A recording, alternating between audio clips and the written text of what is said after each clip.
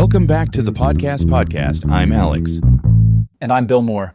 Thanks for joining us for episode 6, Private Podcasts, the secret weapon for teams, communities, and wellness. Before we dive in, make sure to hit that follow button so you don't miss future episodes. It helps us share these ideas with more listeners curious about podcasting. Absolutely. And today we're talking about a trend that's quietly transforming how people communicate, private podcasts. These aren't the shows you find on Spotify or Apple Podcasts. They're invitation-only, secure audio feeds designed for specific groups. So instead of broadcasting to the whole world, you're narrowing the audience, almost like a members-only audio club. Exactly. Private podcasts create intimacy and exclusivity. They're perfect for situations where you want the personal feel of audio but without making it public. Think training, communities, or wellness support. Let's start with business. How are companies using private podcasts? One big use case is internal training. Instead of sending employees a 30-minute video, companies create short audio modules that can be listened to during a commute or lunch break. Leaders also use private feeds for CEO updates, sharing strategy or recognition messages directly with employees in multiple time zones. Another example is customer onboarding. Imagine a software company creating a private feed with step-by-step guides for new clients. It's fast, easy, and repeatable. That's smart. You save everyone time while making the message easier to absorb. Exactly. And because it's private, only employees or clients with access can hear it. It's efficient and secure at the same time. What about communities? I've heard coaches and membership groups are experimenting with this. They are.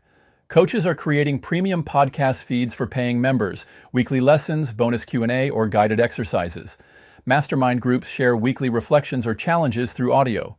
Faith groups and nonprofits use private feeds to keep members and supporters connected with encouragement, stories, and progress updates.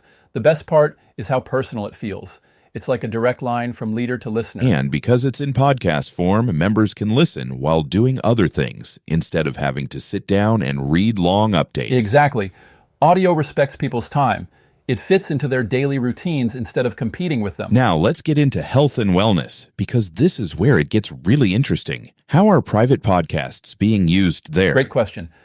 Therapists are using private podcasts to offer guided reflections or coping strategies between sessions. Instead of waiting a whole week, a client can replay their therapist's voice, reminding them of techniques to manage stress.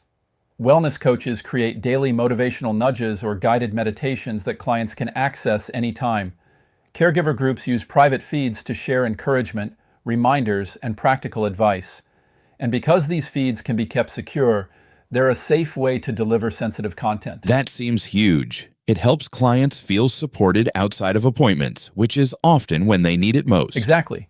Health and wellness professionals often repeat the same advice across many clients. Private podcasts let them record it once and let everyone benefit without losing the personal connection.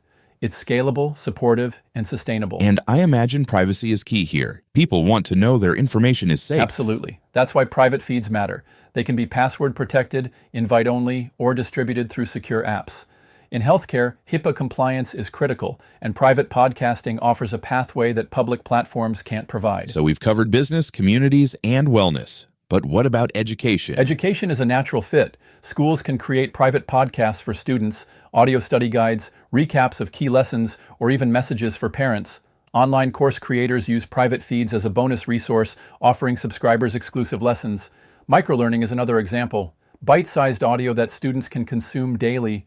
It keeps learning continuous and accessible. So really, anywhere you have information that needs to be repeated or reinforced, private podcasts can deliver it more effectively. Exactly. Private podcasts work because they're accessible. You can listen anywhere. They're personal. Listeners hear a trusted voice directly. They're secure. Only the right people have access. And they increase retention, because when content shows up regularly in audio form, people come back for more. And the future. Where do you see private podcasting heading? I think we're just getting started. We'll see growth in premium and exclusive audio. Think Substack, but for podcasts. AI will make it possible to personalize content like wellness plans or training modules for each listener. Communities will become stronger because audio feels more authentic than text or video. And organizations that embrace private podcasts now will have a major advantage as the trend grows. That's inspiring. So to wrap this up, private podcasts aren't just another format. They're a secret weapon for anyone who wants to build deeper connections with a specific group. Exactly. My challenge to listeners is this. Think about one area where you repeat yourself constantly, whether with clients, employees, or students. Now imagine recording it once and letting your private podcast feed carry the message for you 24/7. And the best part, this episode was created in minutes using VoxCrea.ai, showing exactly how fast and effective private podcasts can be. That's right. Thanks for joining us for episode 6, Private Podcasts, the secret weapon for teams, communities, and wellness. Until next time, stay curious, stay creative, and keep your message moving forward.